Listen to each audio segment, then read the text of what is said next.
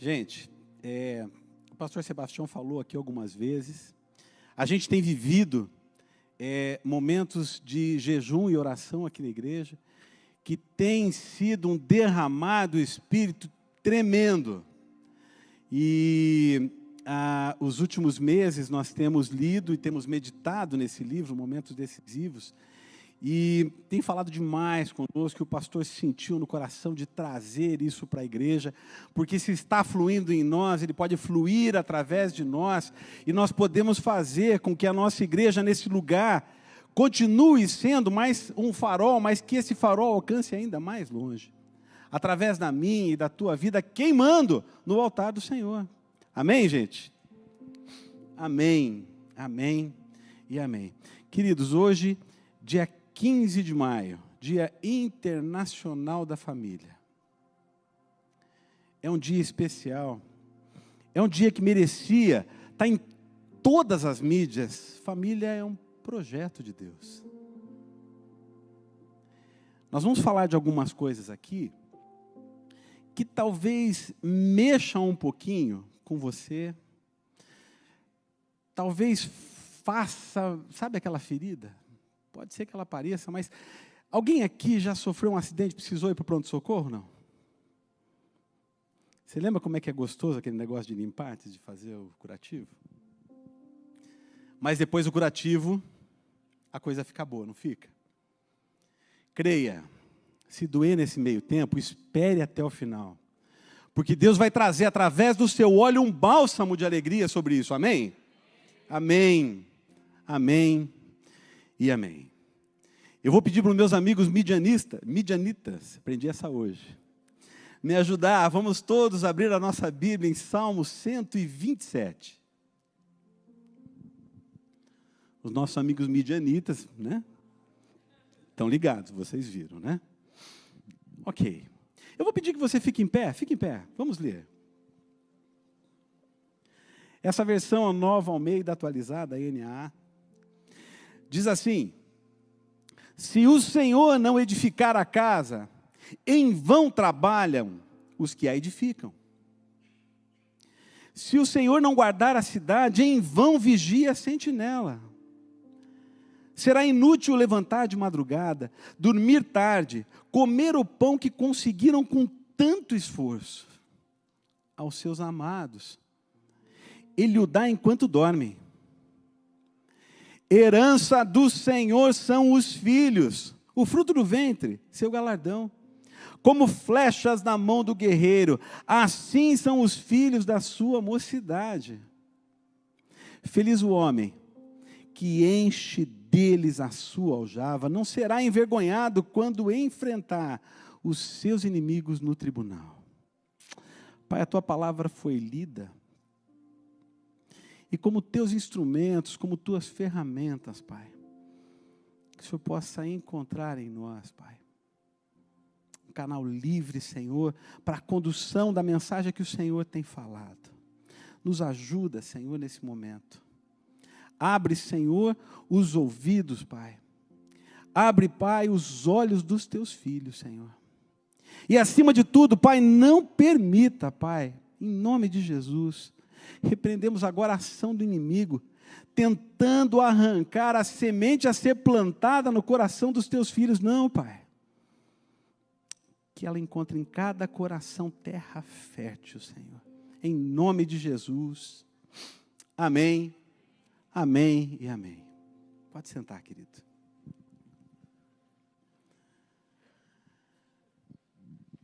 Gente, vamos falar um pouquinho a respeito. Eu vou explicar um pouquinho o que vem a ser tudo isso que nós estamos falando, tá? Esse livro, o livro de Salmos, ele é formado por 150 salmos, não capítulos. Eles são divididos em vários temas.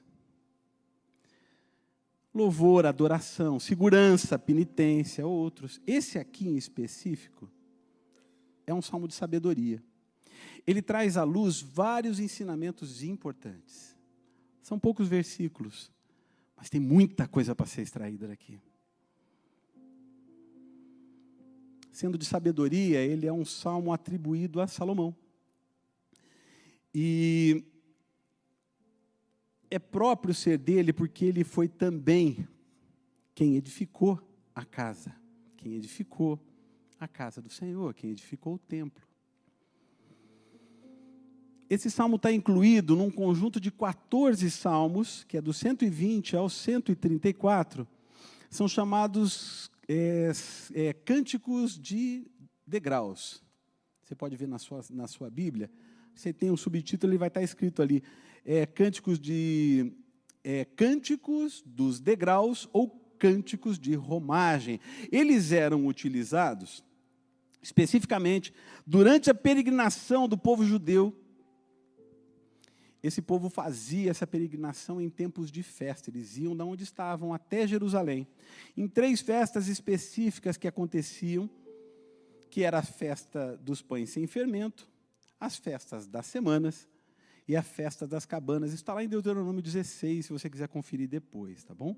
Era uma jornada numa região que era árida, e esses cânticos, né, faziam com que essa jornada fosse mais suave, menos sofrida. Eles faziam isso 3 vezes, todos os anos, né? Um pregador, comentarista aí do século XVIII, ele observa que em cada um desses cantos o coração se fixa apenas em Jeová. Jeová.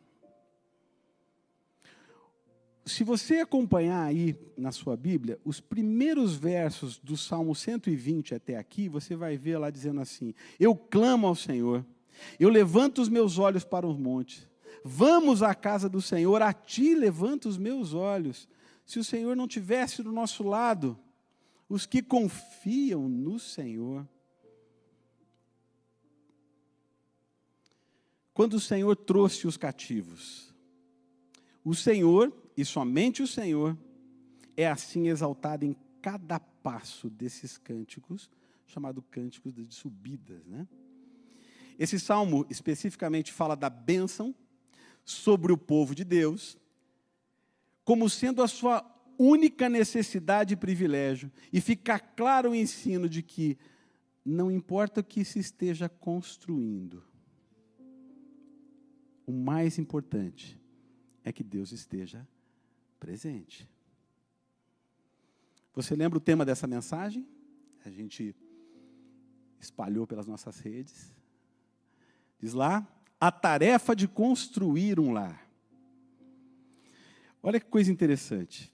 Esse mesmo comentarista diz que esse é um salmo dos edificadores. Ele diz ainda que toda a casa é construída por um homem, mas aquele que construiu todas as coisas é Deus. E a Deus seja o louvor. Essa é a frase dele. Olha que coisa interessante. Muitas pessoas, né, desejam se casar e constituir uma família, constituir um lar, e nos procuram nessa hora. Querem conselhos.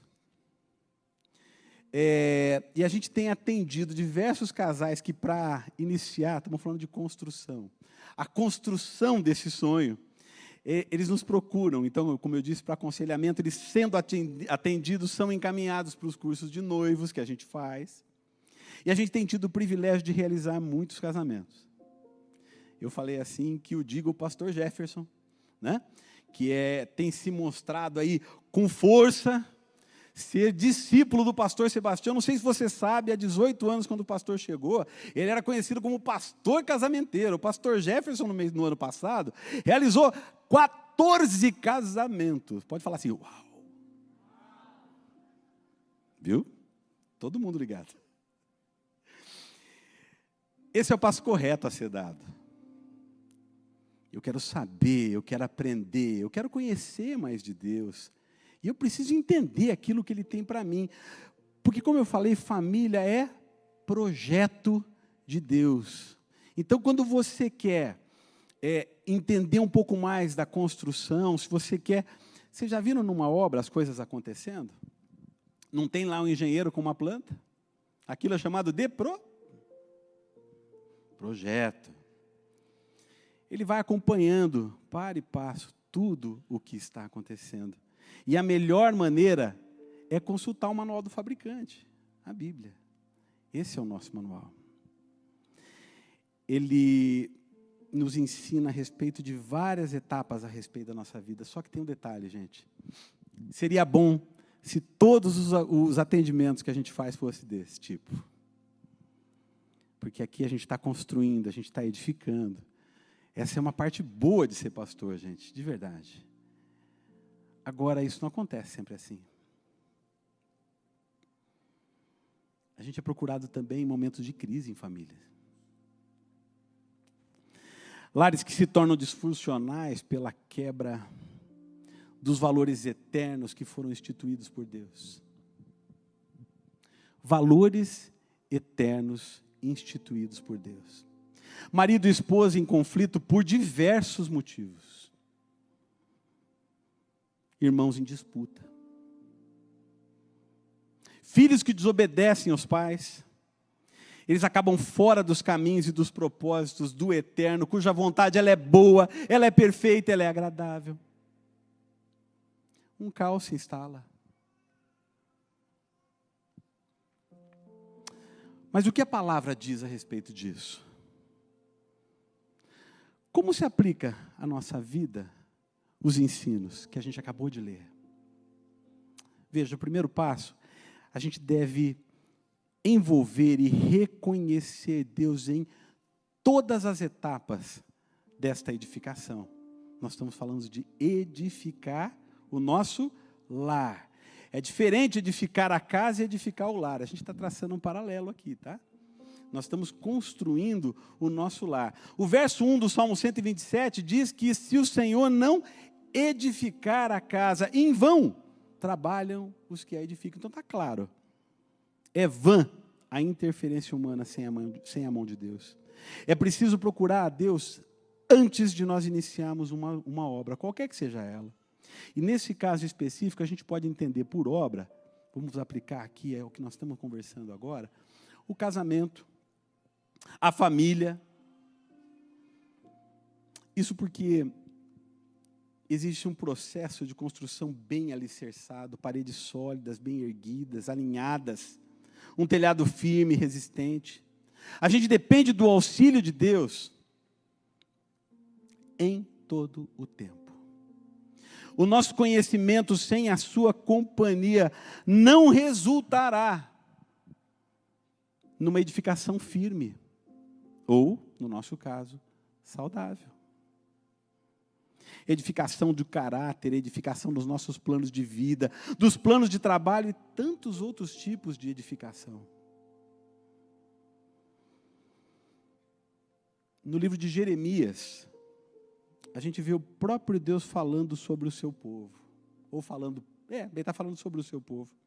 Esse povo deixou de lado e abandonou as suas bênçãos e fizeram para si suas próprias cisternas. Em uma alegoria de quem inseguro deixou a fonte da vida.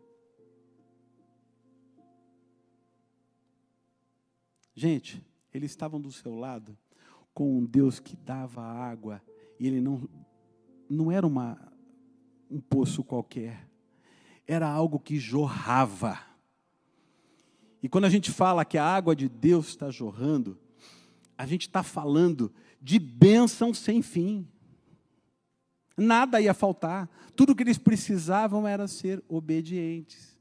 A gente fala muito disso na célula, que o alfabeto do crente, ele não é A, B, C, D. Começa na letra O.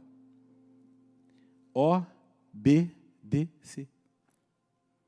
Bastava obedecer e teria-se água o tempo todo, mas a sua autossuficiência fez com que eles cavassem para si as suas próprias cisternas.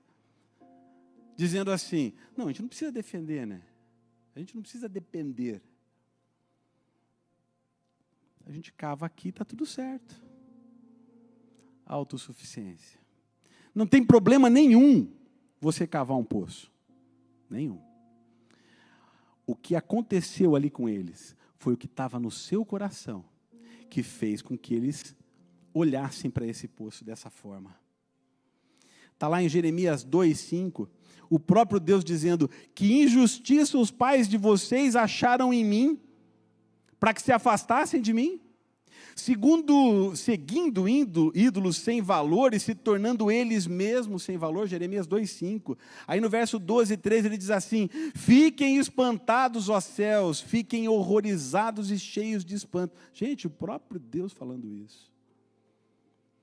Porque o meu povo cometeu 2 males. Primeiro, abandonaram a mim, fonte de água viva. Segundo, cavaram cisternas. Detalhe, é que uma cisterna construída sem Deus, como eu falei, não tem problema nenhum você construir um poço.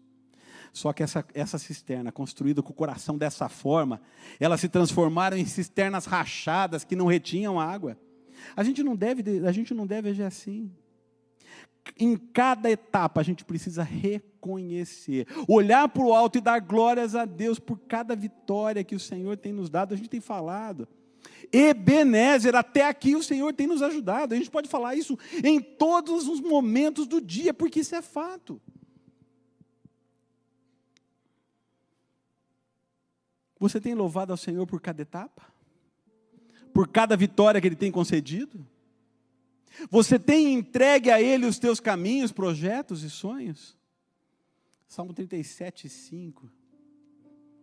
Ele diz assim: entrega o teu caminho ao Senhor, confia nele, e o mais, Ele fará.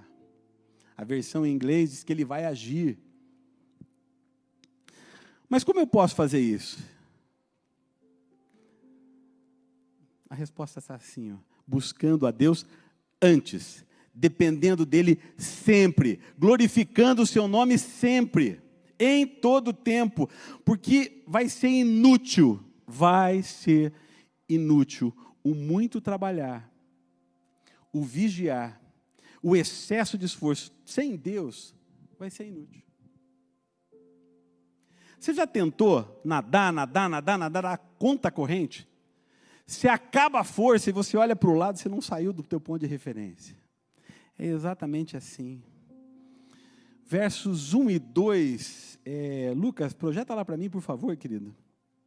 Eu quero chamar a atenção para vocês para a mesma palavra, que se repete 3 vezes. Vamos lá, gente. Diz assim: se o Senhor não edificar a casa, o que está dizendo lá? Em vão trabalham os que a edificam. Se o Senhor não vigiar a cidade, em vão vigia a sentinela. Será inútil levantar de madrugada, dormir tarde, comer o pão que conseguiram com tanto esforço. Aos seus amados, Ele o dá enquanto dorme. Olha só, a palavra lá é chave. Marcelo, você está bom de hebraico? Estou não, só li ali, consultei.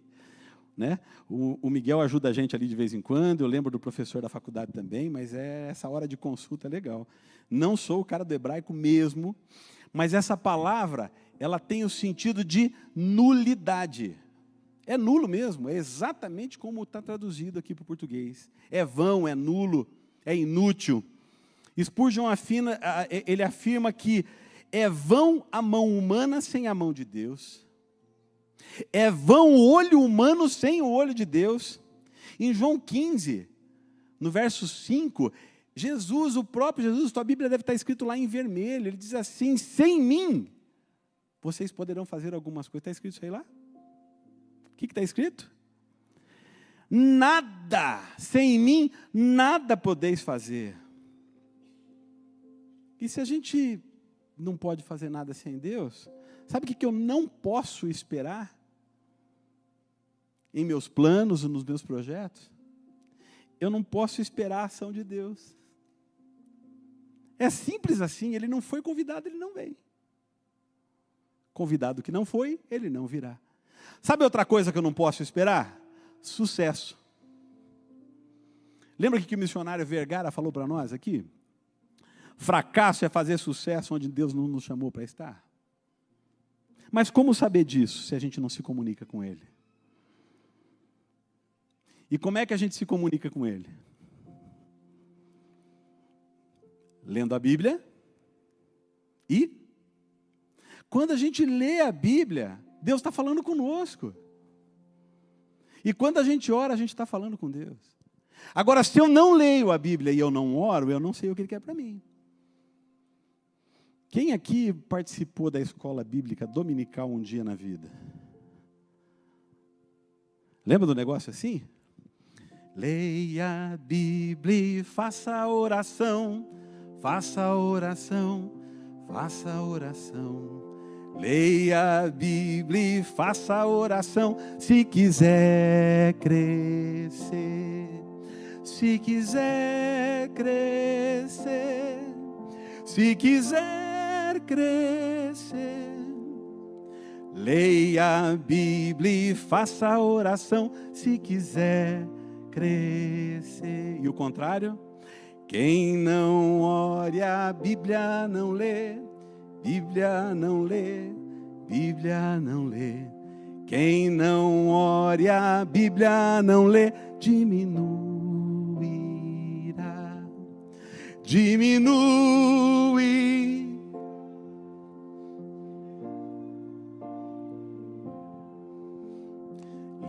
Não ore a Bíblia, não lê, diminui. Muito bem. Vocês da minha célula achavam que eu não ia fazer isso, eu fiz. Sabe outra coisa que você não vai encontrar? Você não vai encontrar descanso se você não chamar Deus para a tua obra, para o teu plano, para o teu projeto. Querido, sem Ele no barco, a preocupação, a ansiedade, o medo vai estar presente. Não haverá nenhuma esperança. Gente, note que mesmo com Jesus no barco, os discípulos estavam desesperados, chamaram Ele. Será que eu e você somos melhor que Ele? Leia lá em Marcos 4, de 35 a 41. Ele está dizendo isso. Sabe o que está acontecendo? Eu vou te falar. Você está preocupado demais em tirar a água do barco no meio da tempestade em que está vivendo. Preocupado demais em tentar salvar as coisas que podem estragar caso molhem. Preocupado demais em tentar salvar a própria vida. Ei, para de se preocupar. Salmo 46, o verso 10 diz assim, ó: aquietai-vos, sabei que eu sou Deus. Escuta, o mestre, ele está no barco. Ele está no barco. Para de tentar lutar sozinho, chama Jesus para essa luta. Ele vai acalmar a tempestade. Sabe como? Com uma palavra. E ninguém vai se perder. Nada pode afastar o barco que Jesus está, pode afundar o barco que Jesus está. O que acontece comigo e com você é que sem consultar a palavra o tempo todo, sem conversar com Deus o tempo todo, sem entregar ao Senhor cada etapa da nossa construção, a gente deixa de conhecer esse Deus maravilhoso que foi. O pastor Wavison falou tantos dos seus atributos hoje pela manhã.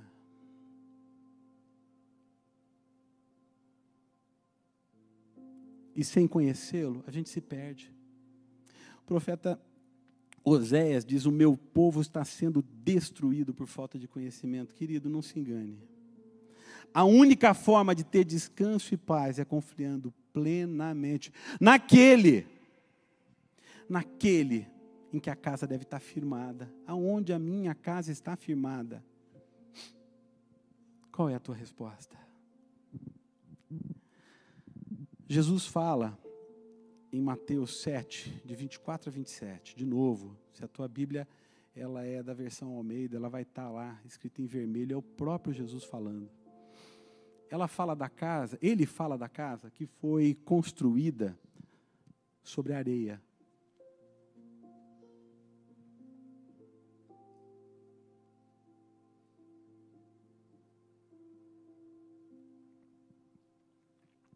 Ele fala da casa que foi construída sobre a rocha. Ele chama quem construiu a casa sobre a areia de louco. E ele fala que tanto na casa que foi construída sobre a areia, como a casa que foi construída sobre a rocha, que ventos e chuva deram devagarzinho sobre aquelas águas, sobre aquelas casas. É assim que está escrito? O vento e a chuva deram com ímpeto contra aquelas casas. As duas. A que estava sobre a areia e a que estava sobre a rocha. A que estava sobre a areia caiu. Mas a que estava sobre a rocha não. Mas uma tempestade, quando vem e acerta com força, quebra algumas janelas, não quebra? Arranca algumas telhas. Mas o mais importante é que o alicerce está bem firmado. E esse é o ponto. Quem é esse alicerce? Qual é essa rocha? É Jesus. Agora, se eu chamo o construtor para o meu projeto, as bênçãos virão enquanto dormimos. Louvado seja Deus. Está dizendo lá, aos seus amados Ele o dá enquanto dormem. Quando a gente dorme, as bênçãos do Senhor chegam para a gente, seja em forma de saúde renovada e vigor, descanso mental e refrigério, dádivas providenciais. Olha, é certeza que a chuva seródia, como é assim chamado na Bíblia, ela vai cair e os frutos vão vir. Deuteronômio 28, 2, diz assim, olha que tremendo isso, gente. Se você quiser abrir a tua Bíblia, eu não falei para eles, talvez meus amigos midianitas não sejam tão rápidos, né? Então, não por ser rápido, não está no programa para inserir, dá problema. Deuteronômio, capítulo 28, verso 2. Diz assim, se ouvirem a voz do seu Deus, sobre vocês virão e alcançarão todas essas bênçãos. Querido, presta atenção, leia de novo. Está dizendo assim, ó, se ouvirem a voz do Senhor, o seu Deus, sobre vocês virão e os alcançarão todas as bênçãos. Eu não preciso correr atrás, eu preciso obedecer, eu preciso chamar para a minha obra. O autor, o construtor, quem desenhou esse projeto. E essa obra vai andar, essa obra vai fluir. A cada dia ela vai ganhando corpo, ela vai ficando diferente. Quer ver o que mais? Olha só. Teve um estudioso, inclusive, que disse o seguinte, muitas vezes, quando não estamos fazendo nada para nós mesmos, é quando Deus mais trabalha. Nós temos um irmãozinho muito querido, que foi líder de uma das células da minha região, que ele, quando se converteu, gente, eu não estou fazendo uma alusão para você largar as coisas do teu emprego e você ir fazer isso. Não foi, é uma experiência que ele teve com Deus. Ele abandonou as coisas que faziam e foi correndo atrás das coisas que Deus foi mostrando para ele. Mas foi uma experiência que ele teve com Deus. Gente, a sua mesa nunca foi tão farta em negócios. As metas que ele tinha para si, ele praticamente dobrou. E naquele semestre, ele pouco fez, para não dizer nada. Ele avançou isso no restante do ano e nada mudou. Mas foram experiências que Deus fez com ele. Então, quando Deus fala que aos seus amados Ele o dá enquanto dorme, gente, creia, o que está escrito é verdade.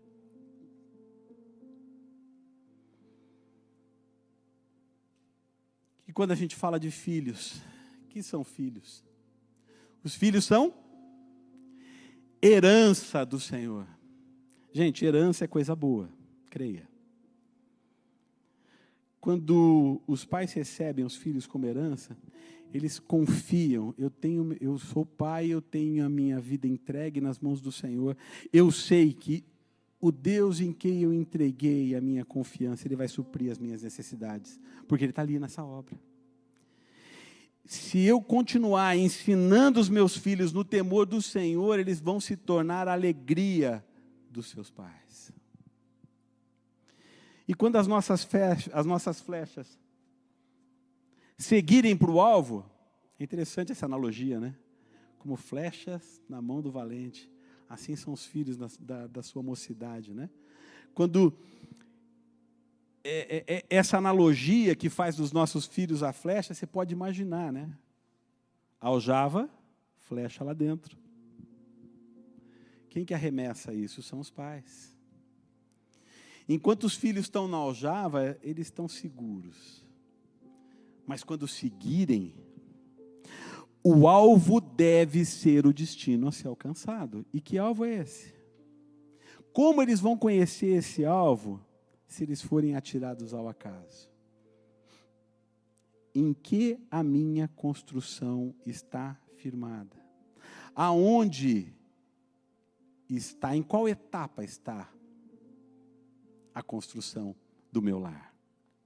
Mas hoje nós vivemos os piores dos dias, onde eles estão sendo destruídos. É por isso que a gente precisa firmar a nossa construção, a construção do nosso lar, no lugar certo. A gente precisa viver os princípios eternos que o próprio construtor nos ensinou. O alicerce bem firmado é o que sustenta a edificação. A argamassa é que mantém os tijolos das paredes firmes e alinhados. O resultado é a beleza que aparece para quem olha de fora. Não é assim? Uma construção bonita, um arquiteto foi lá, fez o dele. Não é bonito uma casa recém-construída, com projeto recente, não é bonito? Só que, se a gente parar para prestar atenção, tem um detalhe que a gente esquece.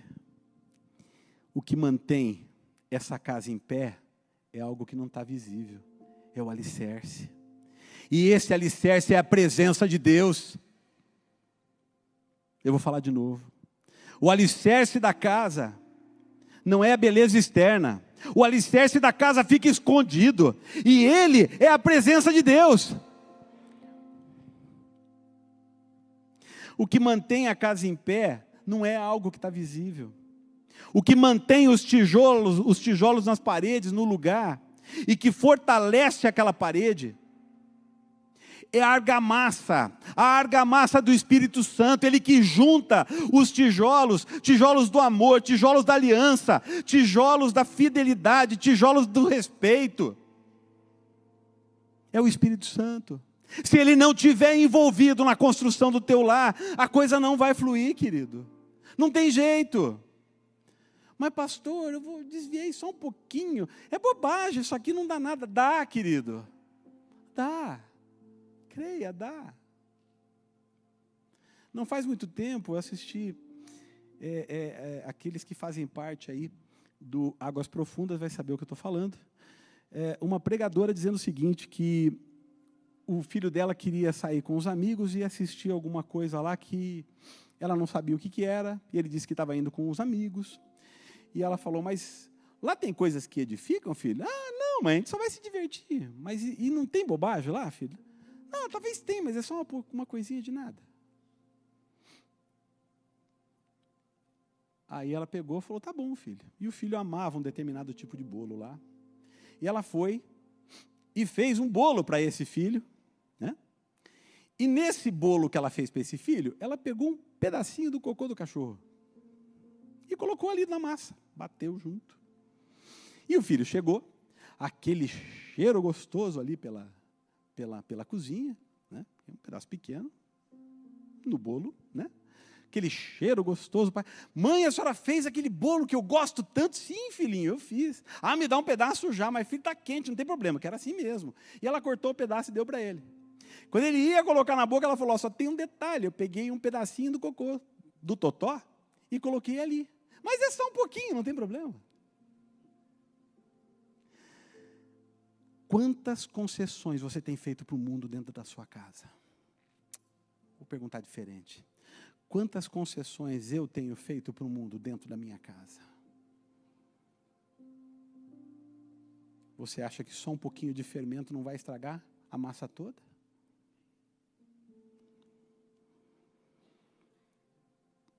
Querido, escute. A sua casa está firmada nesse alicerce? Louvado seja Deus. Ainda não? Ainda não está. eu tenho uma boa notícia para você. O construtor está aqui. E ele quer fazer parte do teu projeto. Não perca mais tempo em trazê-lo para a tua obra. Mas tem um detalhe. Ele não vai invadir essa obra. Ele só vem se ele for convidado. Eu tenho convidado esse construtor para entrar na minha obra?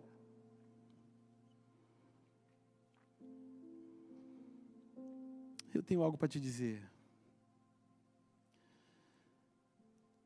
Eu não sei se você vai gostar, mas tem uma lei na física, uma lei fundamental da física, chama-se lei da entropia. Ela diz que todas as coisas tendem a se deteriorar. Ou seja, sem manutenção, em um certo espaço de tempo, tudo se perderá. Para que essa edificação permaneça, mesmo quando a tempestade vier, ela precisa estar firmada na rocha. Essa rocha é Jesus. As suas paredes deverão ser bem construídas através da presença do Espírito Santo, a argamassa. E de um firme relacionamento com o Eterno, que vai cuidar da conservação desse lar.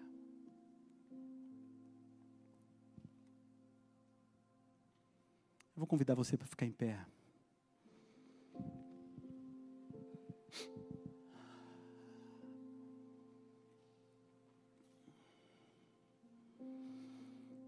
Eu quero finalizar com uma frase muito utilizada pelo nosso querido pastor Henrique Machado, que está lá nos Açores, em Portugal. Essa frase deve trazer alento ao meu e ao teu coração. Ela diz assim: não existe casamento tão ruim que Deus não possa restaurar, e nem tão bom que Ele não possa melhorar. Louvado seja Deus. Eu vou falar de novo. Não existe casamento tão ruim que Deus não possa restaurar, e nem tão bom que Ele não possa melhorar. Como é que está a construção do teu lar, querido? Como é que está a conservação dessa construção, querido? Eu vou fazer alguns convites para você. Você deseja colocar a construção do seu lar aos pés do Senhor? Você quer entregar ao Senhor uma construção que até o momento não estava firmada nessa rocha, mas como um marco de quem vai buscar até finalizar e manter a sua conservação? Vem à frente. Vamos colocar a nossa família diante do altar do Senhor. Pode vir. Você quer ainda que essa conservação seja realizada em tempo adequado? E para isso quer pedir apoio ao Senhor? O autor desse projeto, para que Ele o ajude? Vem à frente. Pastor, até hoje, eu não tomei uma decisão ainda. Eu não chamei Jesus para entrar na minha vida. Como é que é esse negócio? Vem à frente, nós vamos orar por você. Pastor, um dia, eu já fui um membro de uma igreja, e eu era ativo, mas algo me machucou, e eu saí desse caminho, mas eu não quero mais que a minha casa, o meu lar,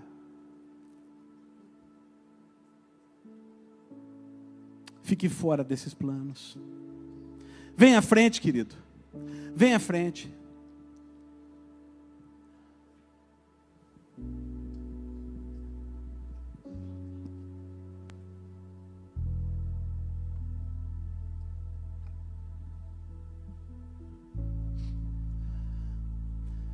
Isso, querido, vem à frente.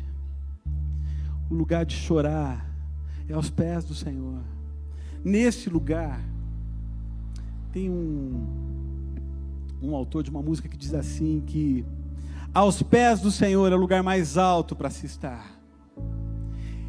Diante do Senhor é o lugar para você se dobrar, para você chorar, para você entregar e você falar absolutamente tudo.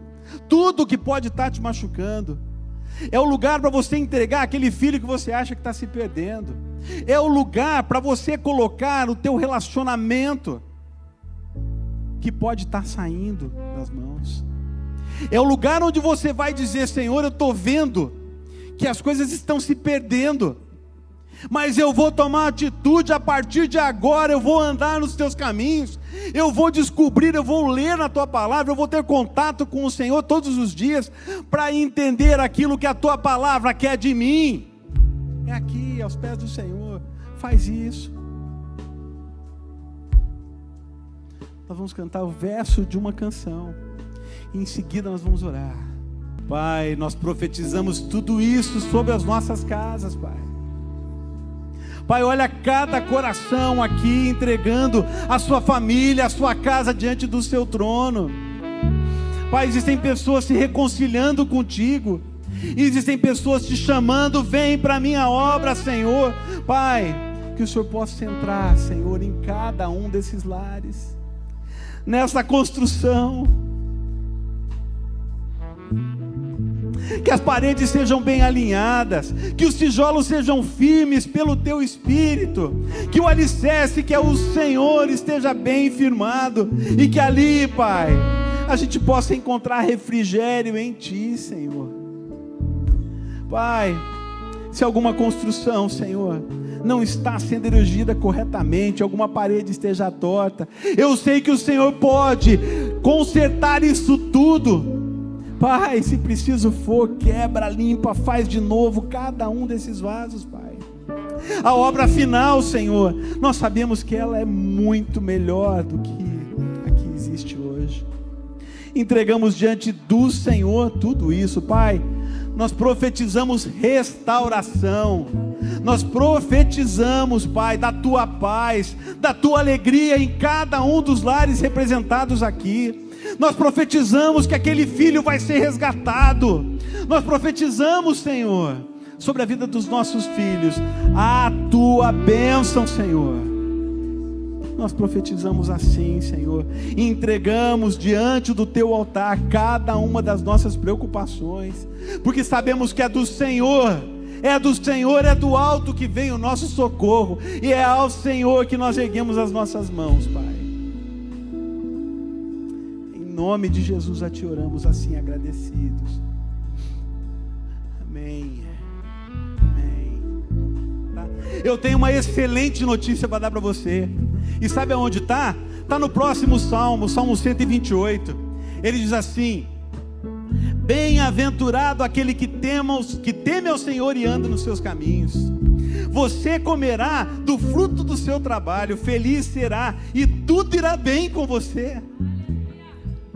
A sua esposa no interior da sua casa será como videira frutífera, os seus filhos como rebentos de oliveira ao redor da sua mesa. Eis como será abençoado o homem que teme ao Senhor. Que o Senhor o abençoe desde Sião, para que você veja a prosperidade de Jerusalém durante os dias da sua vida. E olha o final: e veja os filhos dos teus filhos, uma geração abençoada, servindo no altar. Coloque a tua construção em ordem. Amém e amém. Pode louvar o Senhor com palmas. Você que nos visita, não vai embora sem passar no balcão de integração. Você que nos assiste de casa pela primeira vez, nós queremos te conhecer. Faça contato conosco também. Faça assim com as suas mãos. O Senhor te abençoe e te guarde. O Senhor faça resplandecer o seu rosto sobre ti e tenha misericórdia de ti. O Senhor sobre ti levante o seu rosto e te dê a paz, hoje e sempre. Amém, amém e amém.